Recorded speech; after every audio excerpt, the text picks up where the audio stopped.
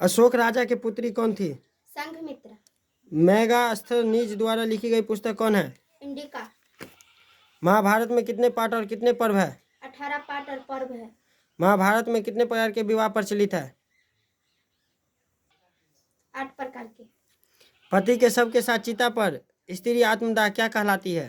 सती प्रथा। भारत छोड़ो आंदोलन में कितने ईस्वी में चलाया गया था? 1942 ईस्वी में चला गया था। संविधान के निर्माण में कितना समय लगता है? 3 वर्ष 11 माह 18 दिन। सर्वप्रथम रेल भारत में किस गवर्नर जनरल ने चलाया था? डलहौजी ने। डलहौजी ने भारत का गवर्नर जनरल कब बनकर आया था? 1848 ईस्वी में। भारत में रेल डाक टिकट तार किसने प्रारंभ किए थे? डलहौजी ने।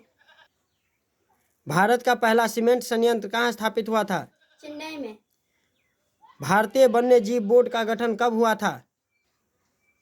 1952 ईस्वी में हुआ था। भारत का संविधान सभा गठन कब हुआ था? 1946 ईस्वी में हुआ था। बंगाल किस राजनीतिक दल का चुनाव चिन्ह है? लोक जनशक्ति पार्टी। जिला परिषद का कार्यकाल कितने वर्षों तक होता है? 5 वर्ष होता है। विश्व में सर्वप्रथम पैसा का शुरुआत कहाँ शुरू हुआ था? चीन में शुरू हुआ था। औरंगाबाद मंदिर का निर्माण किसने करवाया था? सूर्य वर्मा आदित्य ने। हिगेल किस देश के दार्शनिक थे? जर्मनी। प्रकाश एक क्या है? ऊर्जा है। प्रकाश किस ऊर्जा का स्रोत है? विकिरण ऊर्जा का। प्रकाश के परावर्तन के कितने नियम हैं? 2 नियम है। तल दर्पण का फोकस दूरी होता है? अनंत पर। प्रकाश की किरणें गमन करती है किस रेखा में? सीधे रेखा में। सूर्य से आने वाला प्रकाश पुंज कैसा होता है? समांतर प्रकाश पुंज होता है। दृष्टि को भौतिक अनुभूति कहा जाता है। प्रकाश या लाइट दोनों होता है। किरणें के समूह को क्या कहते हैं? किरण पुंज या प्रकाश पुंज कहते हैं। अवतल दर्पण का फोकस दूरी होता है? ऋणात्मक होता है। मुख्य अक्ष के समांतर चलने वाली प्रकाश की किरणें अवतल दर्पण से परावर्तन के बाद मुख्य अक्ष के एक बिंदु से होकर गुजरती है तो इस बिंदु को हम क्या कहते हैं? फोकस दूरी कहते हैं। अवतल दर्पण के पराकरण में किसी वास्तविक और उल्टे प्रतिबिंब के लिए आवर्धन होता है? ऋणात्मक होता है। अवतल दर्पण में आभासी और सीधे प्रतिबिंब के लिए आवर्धन होता है? धनात्मक होता है। दाढ़ी बनाने में नाई जो है किस दर्पण का उपयोग करता है? अवतल दर्पण का। किस दर्पण का उपयोग गाड़ी के साइड मीटर और बैक मीटर के रूप में किया जाता है? उत्तल दर्पण का। रोगियों के नाक कान गले आदि के जांच के लिए डॉक्टर प्रयोग करते हैं? अवतल दर्पण का उपयोग करते हैं। सोलर कुकर में प्रयोग किया जाता है? अवतल दर्पण का। टॉर्च से किस प्रकार के प्रकाश पुंज उत्पन्न होता है? संसरित प्रकाश पुंज। उत्तल दर्पण में किस प्रकार के प्रतिबिंब बनता है?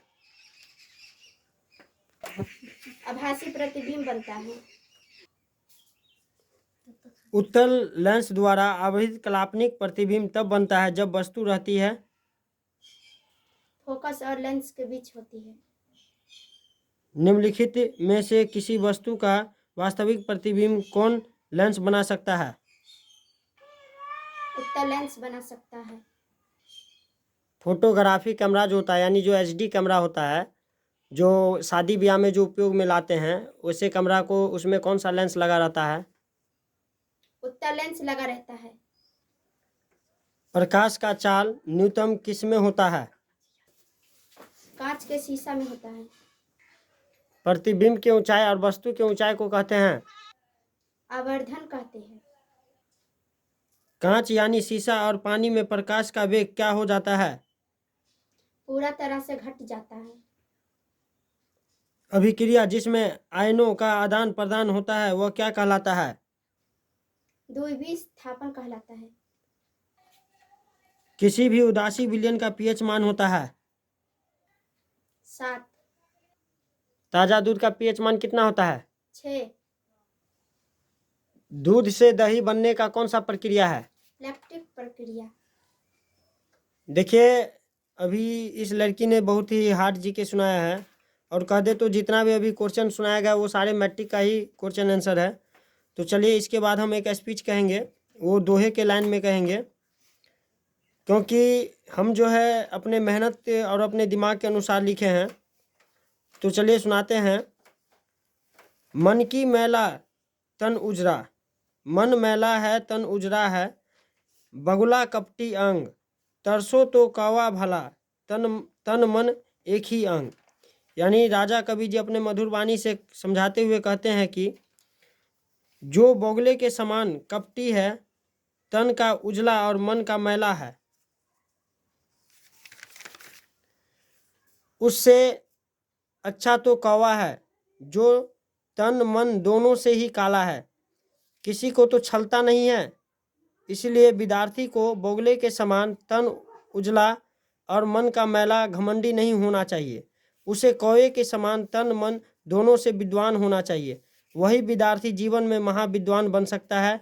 इसीलिए हमेशा अपने आप में कभी भी पढ़ते वक्त घमंड न पैदा करें। दोस्त मित्र के साथ हमेशा अच्छा बर्ताव रखें। जय हिंद, जय भारत।